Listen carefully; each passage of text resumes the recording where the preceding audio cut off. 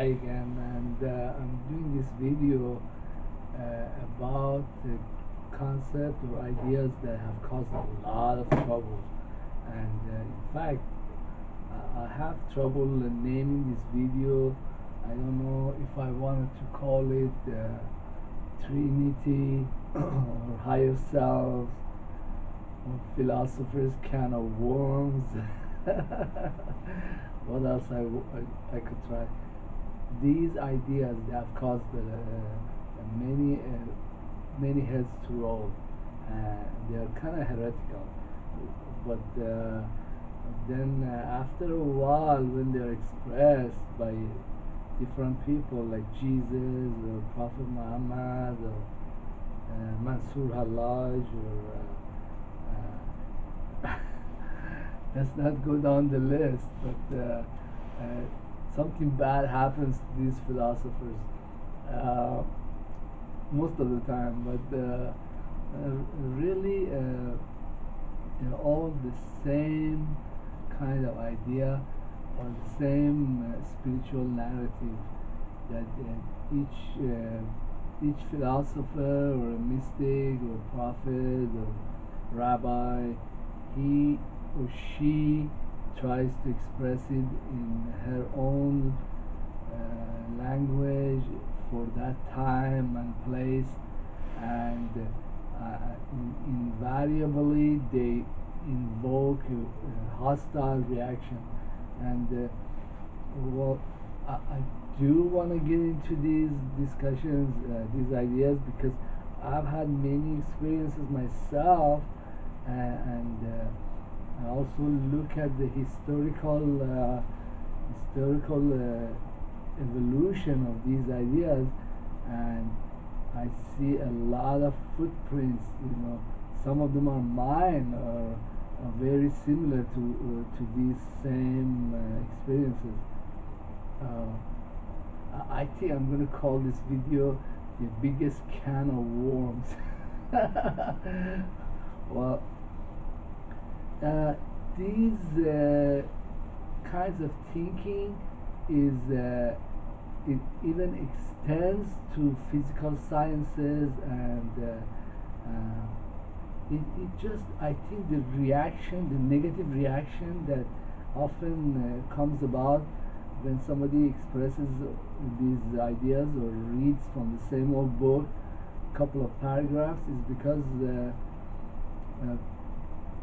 the human being or the humanity or people of different era, they don't want to give up the notion that they are the special people. They are the chosen people. They are, in some ways, spiritually or materially, somehow superior, and this cannot ever happen to anybody else. I mean, and I guess this is the basis for empires or adherence to a given religion very dogmatically.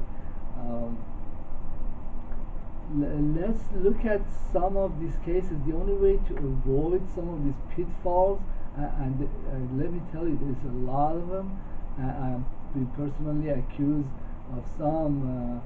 Is to narrate a lot of these stories in many different forms, and try to show that this is the same process that happened in many different people, and that I'm not anything special. I'm not a heretic.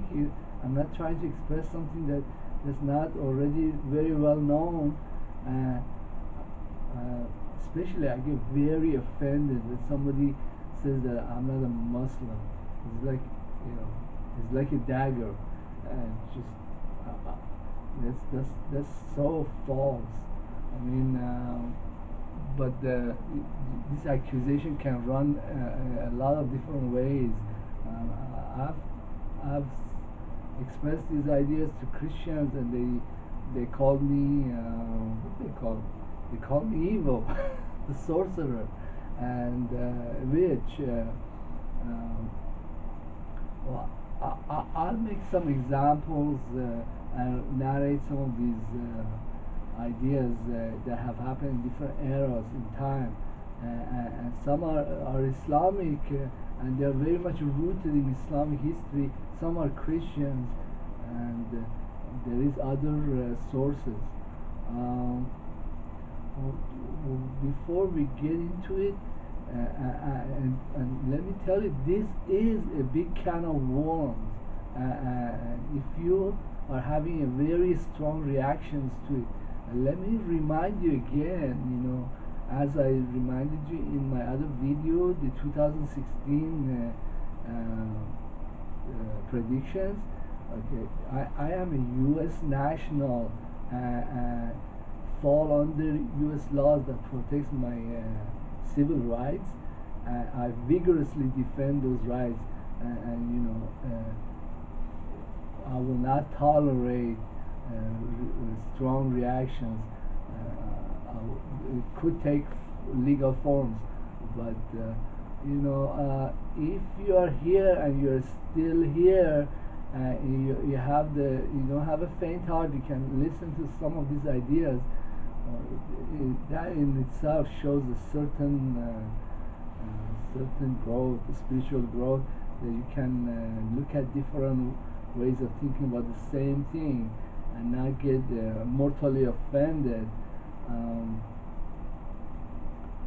uh, we need to establish like a thread, like a way of looking at it from the very beginning, because some of these stories are very disjointed, like they look like totally different ideas, but they are not. They are the same idea, and I want to narrate some stories and also some processes in a physical domain that kind of resemble what it just happens spiritually or psychically. And let me start with one philosopher that he did lose his head over these ideas. His name was Giordano Bruno, and he was a philosopher in Renaissance, I guess, European times. Uh, he suggested in his ideas, in his books and his discussions, that really God has made a plurality of worlds, and his creation is not limited to human beings or to Christians or to us Europeans or whatever. We are nothing special. This can happen elsewhere. In fact, these other stars and other suns, they may very well, they most probably harbor other life forms and other creatures, and the spirituality that may evolve from these creatures that are not even human may well be just like those Christian ideology or Christian religion. And really, God doesn't owe us any special favors. We are not in any way special or there's nothing special about us. Okay, we are just servants to God, and I guess this went very badly, and this story has happened many times in Islamic history and in Christian and in European times, even in modern times. And the very first thing that I would do before I even recount some of my own experiences is to establish a framework that, hey, these are not new, and this has happened to many people. I'm not a heretic. And if you accuse me of not being a Muslim, you're really offending me. And if you do anything more, there will be legal consequences. And yes, you have to keep your respect. Uh, you know, the whole thing. But one can extend these ideas to spiritual realms and to psychic realms, but I'm not even going to start with that can of worms before I recount some of the other physical processes that take place that resemble these ideas. Okay. Well, I was reading some astronomical news, and some astronomers found out something really strange, and that was that when they looked at a certain region of the sky, it was like was as if there is a telescope in that sky, in that portion of the sky. Usually, when this effect arises, is when there is a very massive body on the way from where the light is coming, and this has the effect of like a magnet or a telescopic effect that magnifies the stars that are behind that region, like many light years behind that region. So when they looked at this region of the sky, they couldn't figure out why there is such an effect. They were thinking, oh, maybe there is a very massive black hole in that region of the sky, and when we look at it, the stars that are behind this black hole, they're magnified. And then they looked at that region again and again, and they found out that there isn't any kind of massive black hole, there is no gravitational effect, except that there is. And finally they investigated this, and they found out that this portion of the sky is a remnant, or the black or dark matter material, or a halo or black halo of a galaxy. Okay, so for example, each galaxy has a halo which is composed of dark matter and dark energy that is many times more massive than the visible matter that's in there. And the visible matter, the galaxy itself, because of its motion, had moved away. Okay, but this halo, which was attracted to that previous galaxy, is still there. It has a lot of mass, but it's now visible mass. It's like dark matter and dark energy. So what it does when you look at the sky, it magnifies. It acts like a magnet or a telescope, and you see behind it. Okay, so this is well, this process. Okay, I think it happens with the human beings, which is like our physical bodies are like the visible matter that lives through a certain lifespan and moves on. But then there is other aspects of us that survives, like the dark matter halo. It is still there. It's your soul or your higher self, and it does have an effect. And well, this is one way of looking at it in the physical domain. The other process that there is two other processes that are very similar and kind of points in the same direction.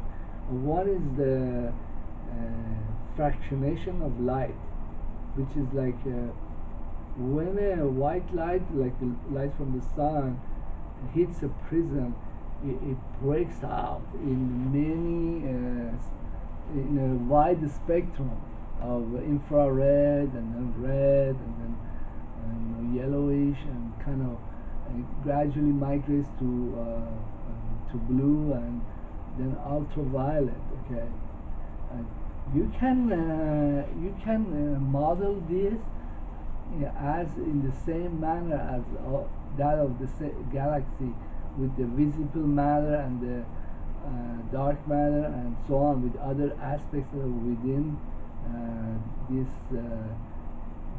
totality.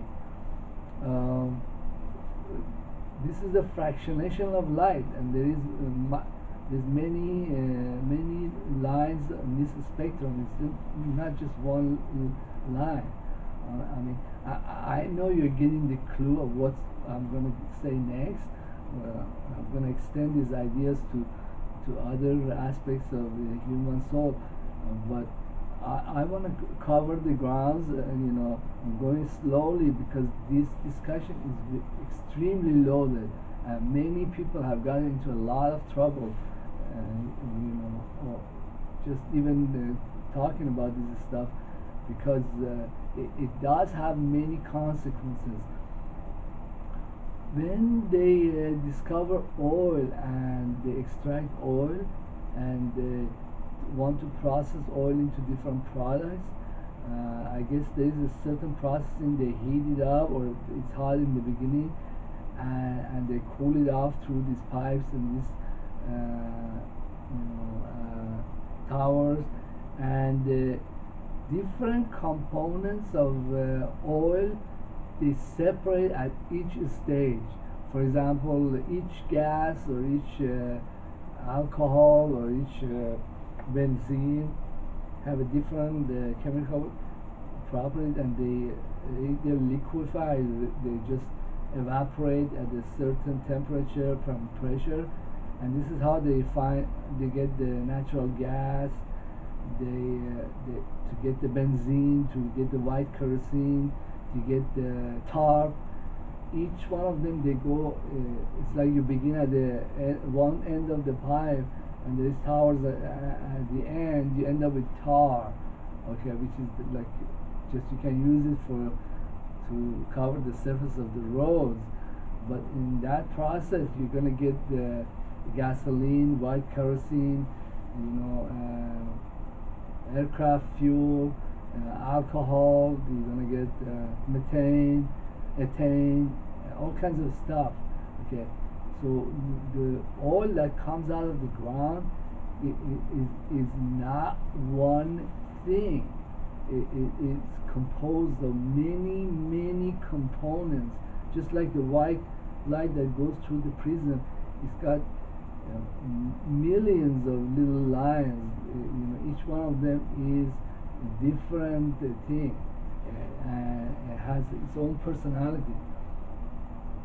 What I want to make that leap now into the spiritual discussion, and when many Sufis talk about the spiritual journey, they talk about the Seyr al-Fawq wa Anfos, means the journey through vistas and personas and spirits.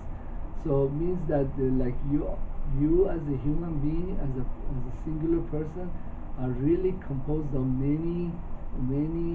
You are a nested Russian doll. Each one is manifestation of the divine in a different realm. And even though this whole thing is a unity, is a tawhid, is just one thing, but is really trinity or multiplicity in its manifestations. Each one is different, and the Sufi teacher, Mr. Kasravi, he was the highest ranking students of Sufi master Shah Masud. He said that between man and the boy, by the word man, I mean human being. This word may mean woman, may mean extraterrestrial creature. It may mean any conscious being. Okay, it is a general word. All right. Between man and God, there is 70,000 layers of light and darkness. And then he went on to add that each higher level is like millions of times more enlightened than previous level.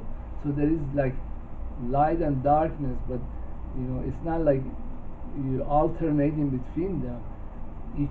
The higher levels are extremely more powerful than the lower levels. That's how there is light and darkness. It's not is not like a cloth with just light and dark. The light, the darkness, and then there is light, and then there is millions of times lighter than the other areas. So when we establish this framework that these spiritual experiences are universal, they're not particular to Christianity or Islam, it's what I want to do is establish that I'm not a heretic. My experiences are not something new. And like I said, I get offended when people say that I'm not Muslim, but I am grounded in my own religious or spiritual tradition. Then these experiences are personal, and they are nothing heretical. Okay. What else? Let us recount some of the experiences that have been really recorded very well in Christian and Muslim theology, and if you look at them, you'll see that they're very similar. They're talking about the same thing, but it's coming from different times and different people. Um, I believe that there is a higher self. There is your spirit, and this higher self, at some time in your development, will manifest himself or herself to you, and he is really your soul, and he or she will show himself or self up as the very best that you could ever look like. And well, I think that the Greeks were very smart when they had a very thorny subject that was bound to get some heads rolling, and they would put it under mythology, and it's in the public domain. There's nobody attached to it in any shape or form. You cannot find this person and cut his head off. So it's very safe way of approaching a subject that is not very nice to think about. One Greek story that's very sweet, and I think there is a spiritual underlying to it, is the story of Narcissus. And he talks about Narcissus that as if he was a young man, and he was passing by some lake, or and he saw his own image in the lake, and he fell in love with this image, uh, with this spirit, this higher self, and his love made him drown into it. Well, even he didn't have a very good ending. But I saw my higher self as a very refined version of Hassan, and when I saw him, I knew this is my eternal self, and I was so at peace. It's like coming home, using Christian terminology, and it felt as if I am an impression in clay from this higher source, this higher being, as if I am a reflection on a film screen of the projector and what was going on inside the projector, as if I was watching the shadows. I was the shadows on the wall of what was the true reality that was going on behind the cave. Okay? As if our three-dimensional world and our sequence in time is the manifestation of a 10-dimensional manifold that exists in a deeper part of reality. Do you get the drift of my ideas? Okay. I'm just saying it in many different forms, okay? But these are the same ideas, okay? And let me give you the Islamic and Christian versions of it too. Prophet Muhammad was meditating in the cave, and in his meditation he saw Gabriel, a fine young man, and Gabriel gave him the inspiration, the initial verses of Quran. Okay. I was watching this movie about Jesus, and as if there was a young man there, he told him about what will happen in the near future with the betrayal of Judas. And then he said that he will rise after the 3 days, and Jesus told him, God, with you everything is possible. Like there is this higher self, and he manifested himself to Jesus or the Prophet Muhammad, and therefore, I mean, these concepts or ideas are not new. But when you kind of delve into some of these ideas, the initial reaction is almost very negative.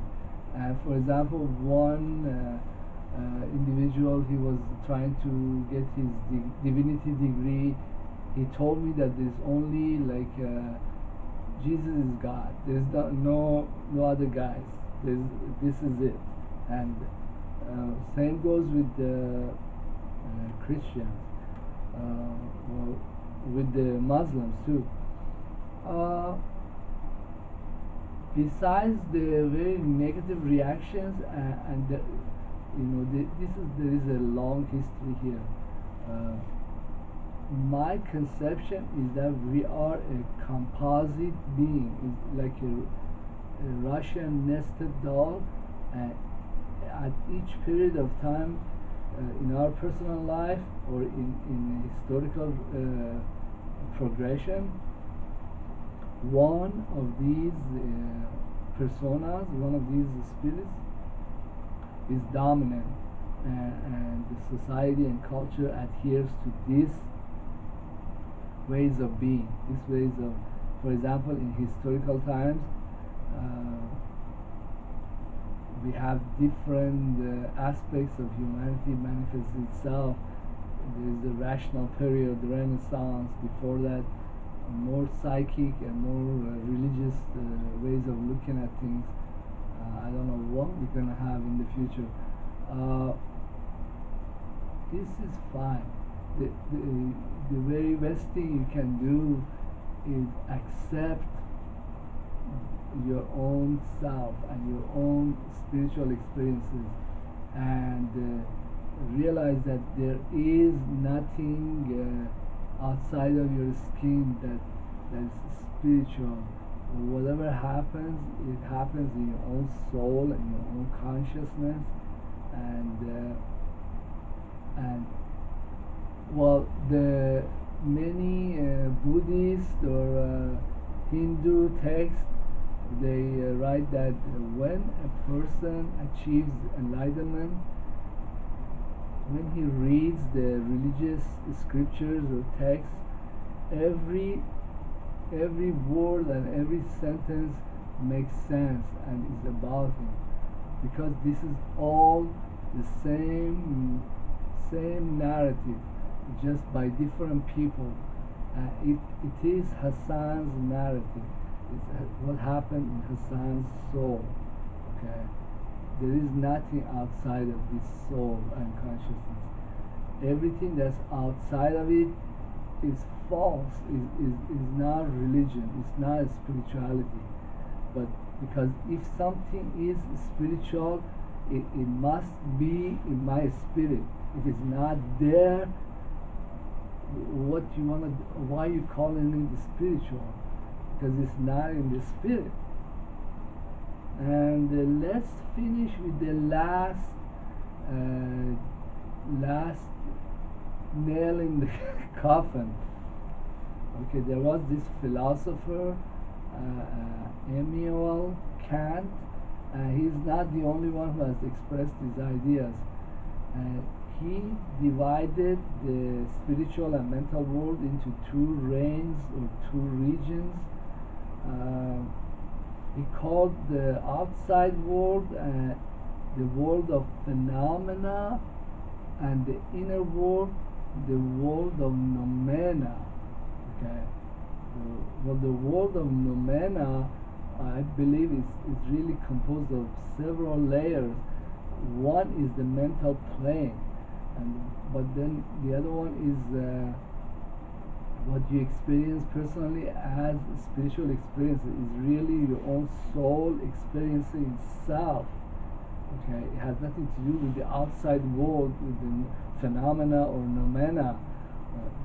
Noumena is a crap too, because noumena is the mental world whereby we collect all these impressions from the outside world, and we model or create this ghost, like a computer image, a computer database, or one-to-one correspondence with this world of phenomena.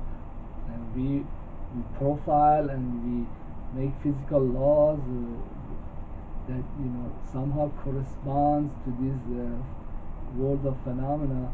And when we want to look at the world in an intellectual manner, we manipulate these symbols, and we manipulate these images or these theories, these ideas, and try to reach future conclusions, or see what will happen in extreme cases, or so on.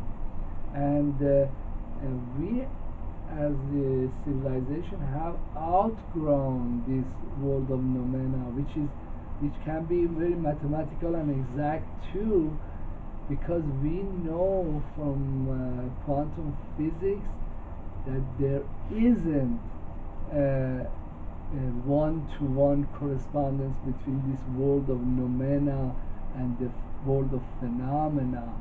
Okay, and this process that we went through is really not true. It's really an approximation. It's a good one, but it really isn't true. And these concepts are kind of hard to swallow. Many scientists, they have very hard times with it. And then when you get into other aspects with higher selves, many religious and spiritual teachers have very hard time digesting this. But it's true, there is evidence for it.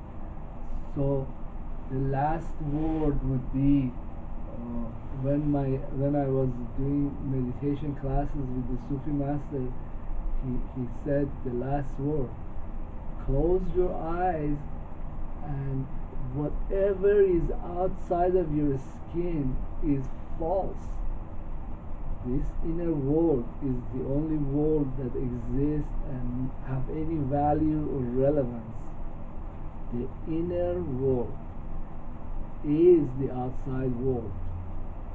Alright, well, I hope that you kind of could get some of these ideas and kind of digest them. They are not easy, and many a very good philosopher and prophet have really paid for it. Or I will go over some of these other ideas in a later video. Alright, see you later.